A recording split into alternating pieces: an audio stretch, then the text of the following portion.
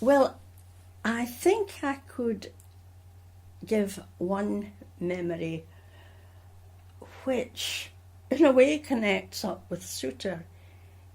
He has a poem which starts, "When little Dunning was a spree, and no a name as new, Wal Todd went hame to Amoree, Enecht by ordnar foo." It's one for the in the Whig Malaries, I think. Mm-hmm. But little Dunning, and very few people of any generation after mine mm-hmm. have any idea what Little Dunning was. And I don't know why it was Dunning, but it was a feeing market when there were so many people who worked on farms. And it took place round about this time of year, I think into November, mm-hmm. And it would be before, now the 28th of market was, the 28th of November was the day when the ploughmen moved to other farms. So this would be before the 28th of November. Right. And the ploughmen came into Perth, and sometimes the girls, the servant girls as well. Mm-hmm. And the employers were there, and they got in touch with each other and tried to see if that would be a better job or not, or do I want to employ this man, or could I get him for less pay than I would, you know.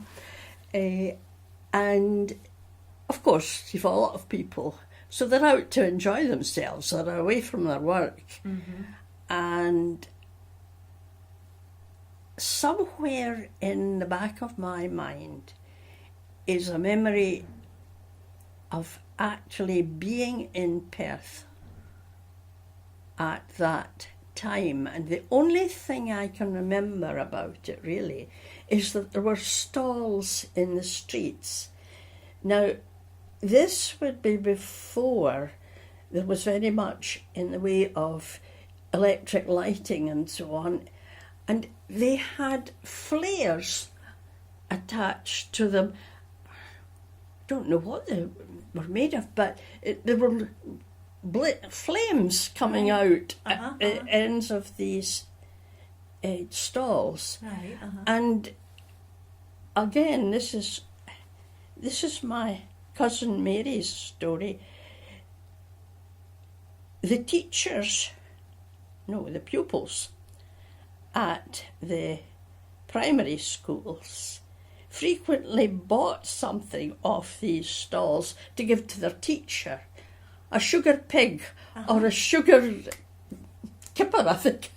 Right. And it was just a custom. Yeah.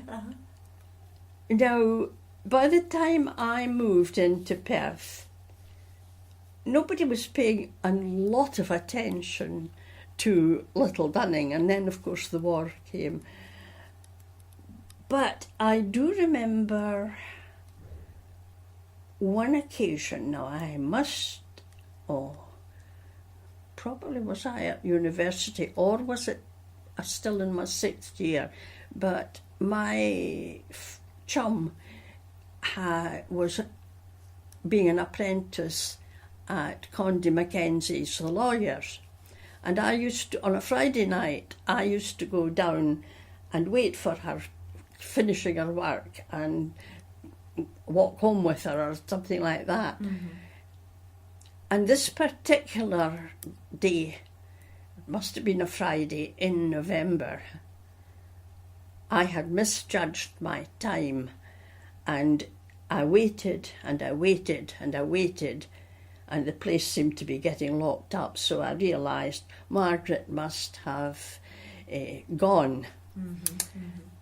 So I set off to go home, and it was a miserable kind of night, and a frost had set in, and there had been some dampness on the ground, and it was slippery. As I was going along South Medvin Street, there was a funny little old sweetie shop on the right-hand side. And he was an old man, and he seemed to be the only person in Perth that was taking note of the fact that this was Little Dunning, because he had a pathetic little stall outside with sugary pigs and sugary other things, walking sticks, hanging on it. And that was the very last thing that I ever knew that was connected with Little Dunning. It had just It gone. had gone.